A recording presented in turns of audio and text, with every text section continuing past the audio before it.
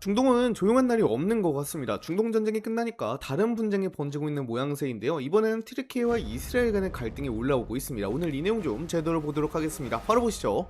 사실 이스라엘과 튀르키예는 이전에 공동 군사훈련에 같이 할 정도로 친했던 나라인데 지금 양국의 수뇌부들이 말하는 것을 보면 전쟁 직전까지 하려는 생각까지 하는 것 같습니다. 튀르키예의 에르도안 대통령은 2023년 10월 7일에 하마스의 테러 이후에 이스라엘을 직설적으로 비난하기도 했는데요. 이게 어느 정도냐면요. 당장 2024년 8월에 이란에서 하마스의 최고 지도자 이스마일 하니에가 이스라엘군에 의해 사망한 적이 있었습니다. 근데 이때 튀르키예는 이스마일 하니에를 추모한답시고 이스라엘에 있는 자국 대사관에 조기를 개항한 적이 있었는데요. 이에 따라 이스라엘 사회 전체가 분노한 적이 있기도 했습니다. 이스라엘도 만만치 않은데요. 네타냐후 이스라엘 총리는 2026년 4월에 X에서 나의 지도에 따라 이스라엘은 이란의 테러 정권 및 그 대리 세력과 계속 싸울 것이라며 이란의 대리 세력들을 수용하고 자기 나라에 있는 쿠르드족을 학살한 에르도안과 나는 다르다고 주장하며 튀르키예의 영린을 건드리게 되었습니다. 당장 튀르키예와 이스라엘 내부에서는 여야 가릴 것 없이 상대방에 대한 증오를 가감없이 표시하고 있는데요. 더 주목해야 하는 부분은 이 같은 발언이 특정 정치인의 개인적인 의견으로 끝나지 않는다는 점입니다.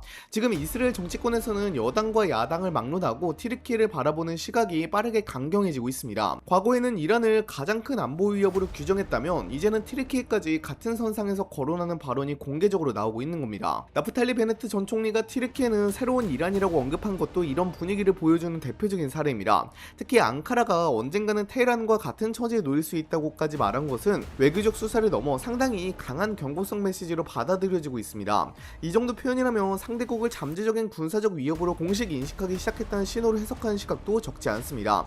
그래서 지금 상황에선 네타냐후 총리 개인의 대외 정책만 바라볼 문제가 아닙니다. 훗날 정권이 교체되고 다른 세력이 집권하더라도 튀르키예를 견제하는 기조 자체는 크게 달라지지 않을 가능성이 거론되고 있습니다.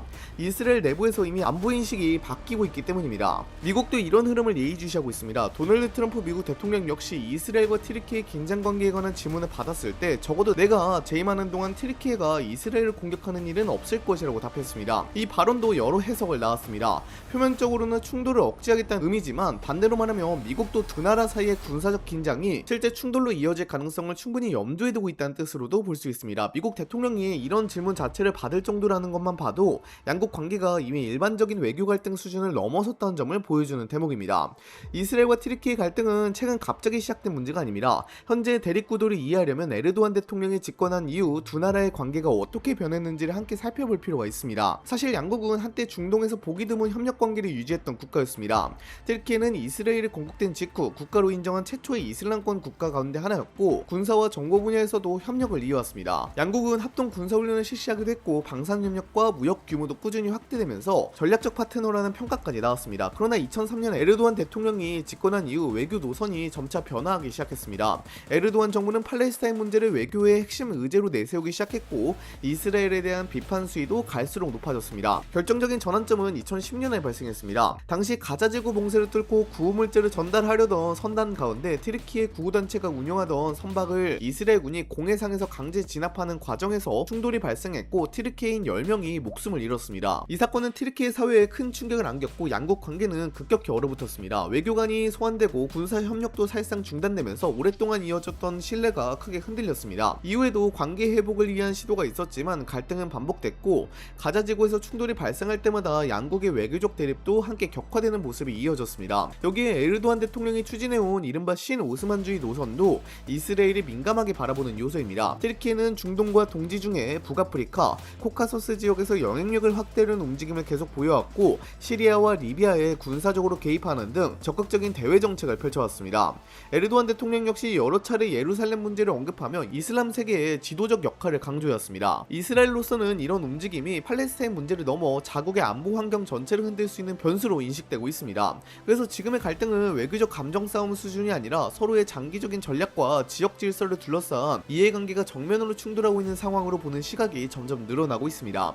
지금도 이스라엘과 튀르키예 간의 갈등이 계속 이어지고 있는데 6월 28일에 이스라엘은 아르메니아 집단 학살 사건을 공식적으로 인정하게 되었습니다. 이 사건은 튀르키예 전신인 오스만 제국이 아르메니아인과 다른 소수민족을 1915년부터 1923년까지 학살한 사건으로 알려졌습니다. 이에 따라 150만 명이 사망한 것으로 추산되고 있는데요. 튀르키예는 이를 축소하기 위해 1915년 사건이라는 용어를 쓰고 있고 전쟁 중 벌어진 쌍방 충돌로 해석하고 있습니다. 어찌 보면 튀르키예 역사적 영린인데 이스라엘이 이걸 걸 노리고 집단학살이라는 단어를 써가며 튀르키예를 비난한 것입니다. 튀르키예 외무부는 이에 대해 전 세계가 보는 가운데 팔레스타인 사람들을 조직적으로 박해하고 가자지구 주민들에 대한 집단학살 범죄 혐의로 국제사법재판소에 붙여진 이스라엘 정부가 1915년 사건에 대한 정치적 결정을 통해 자신들의 범죄를 은폐하려고 한다며 강하게 대응하기도 했습니다. 그러면서 법적, 역사적 사실을 무시하는 이런 악의적인 시도는 팔레스타인 사람들에 대한 범죄를 조사하는 국제형사재판소의 수사 과정에서 체포영장이 발부된 네타냐후와 그의 공범들의 공경을 보여준다고 밝히기도 했죠. 또 이스라엘의 영내 팽창주의적이고 불안정한 정책을 종식하고 네타냐후 정부가 팔레스타인인 등 민간인의 저지른 범죄에 대한 법에 따라 책임을 질 수 있도록 튀르키예는 노력할 것이라고 맞불이 놓는 모습을 보이기도 했습니다. 이런 상황에서 최근 가장 주목받는 변화가 바로 튀르키예 공군 전력입니다. 튀르키예 내부에서는 미국과의 관계가 개선되면서 F-35 전투기 도입 가능성이 다시 살아나는 것 아니냐는 기대감이 커지고 있습니다. 원래 튀르키예는 F-35 공동개발 프로그램에 참여했던 국가였고 생산 과정에도 여러 자국 기업이 참여할 정도로 중요한 파트너였습니다. 하지만 2019년 러시아산 S-400 방공 시스템을 도입하면서 상황이 완전히 달라졌습니다. 미국은 러시아의 방공 시스템과 F-35를 함께 운용할 경우 핵심 군사 기술이 유출될 가능성이 있다고 판단했고 이에 따라 튀르키예를 F-35 사업에서 제외하는 강경 조처를 내렸습니다. 이미 생산된 전투기 인도도 중단됐고 관련 부품 생산 계약도 차례로 종료됐습니다. 여기에 각종 군수 장비와 첨단 부품 수출 제한까지 이어지면서 튀르키예 차세대 전투기 개발에도 적지 않은 차질이 발생했습니다. 그런데 최근 분위기가 조금씩 달라지고 있습니다. 7월 7일 앙카라에서 열리는 나토 정상회의를 앞두고 도널드 트럼프 미국 대통령이 튀르키예에 대한 일부 핵심 제재를 완화할 수 있다는 견해를 내놓으면서 기대감이 커지고 있는 것입니다. 특히 제트 엔진을 비롯한 항공우주 분야 핵심 부품 수출 제한이 완화될 가능성이 거론되고 있습니다. 만약 이런 조치가 현실화한다면 부품 확보 문제로 개발 속도가 크게 늦어졌던 튀르키예 국산 5세대 전투기 칸 사업에도 상당한 도움이 될 수 있습니다. 여기에 미국과의 관계가 더 회복될 경우 장기적으로 F-35 프로그램 복귀 가능성까지 전망하는 분석도 나오고 있습니다. 물론 아직 확정된 사안은 아니지만 튀르키예로서는 공군 전력을 한 단계 끌어올릴 수 있는 중요한 변곡점이 될 수 있다는 기대가 나오는 이유입니다. 반대로 이스라엘은 이런 변화를 매우 민감하게 바라보고 있습니다. 이스라엘은 중동에서 공군의 질적 우위를 국가 안보의 핵심 축으로 유지했습니다. 주변 국가들이 첨단 전투기를 확보하거나 항공 전력을 크게 강화하는 상황 자체를 안보 리스크로 인식하는 경향이 강합니다. 이런 이유로 이스라엘은 튀르키예를 견제하기 위해 그리스와의 안보 협력을 더 확대하는 모습도 보입니다. 그리스 역시 에게의 영해와 영공 문제, 동지 중의 해양 경계, 키프로스 문제 등을 놓고 튀르키예와 오랫동안 갈등을 이어온 국가입니다. 이해관계가 맞아떨어지는 만큼 이스라엘과 그리스의 군사협력도 이전보다 훨씬 긴밀해지고 있으며 튀르키예를 둘러싼 새로운 안보 구도가 형성되고 있다는 평가가 나오고 있습니다.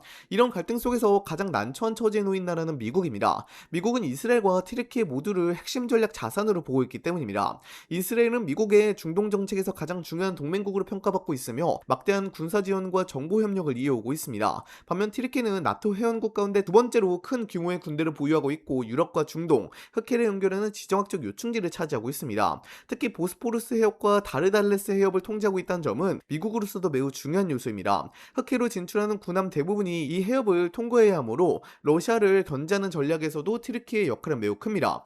우크라이나 전쟁 이후에는 이런 중요성이 더 커졌다는 평가도 나오고 있습니다. 그래서 미국은 어느 한쪽 편을 공개적으로 들어주기도 쉽지 않습니다. 이스라엘을 지나치게 지원하면 튀르키예와의 관계가 악화할 수 있고 반대로 튀르키예와 관계 개선에 집중하면 이스라엘과 미국 의회에 강한 반발을 감수해야 합니다. 실제로 미국은 최근 몇 년 동안 양국의 충돌 가능성을 낮추기 위해 외교적 조율을 계속 시도해왔습니다. 특히 시리아 영공에서는 이스라엘 공군과 튀르키예군이 동시에 활동하는 때도 있는 만큼 우발적인 군사 충돌이 발생하지 않도록 상황을 관리하는 데도 신경을 쓰고 있습니다. 그렇다고 중동에서 가장 신뢰하는 동맹인 이스라엘과의 관계를 희생하는 선택도 현실적으로 어렵습니다. 이런 이유로 미국은 두 나라의 갈등이 더 이상 확대되지 않도록 관리하는 데 상당한 외교력을 투입할 가능성이 큽니다. 미국이 지금 원하는 것은 어느 한쪽의 승리가 아니라 두 핵심 동맹이 서로 군사적으로 충돌하지 않는 상황을 유지하는 것이라고 보는 분석이 나오고 있습니다.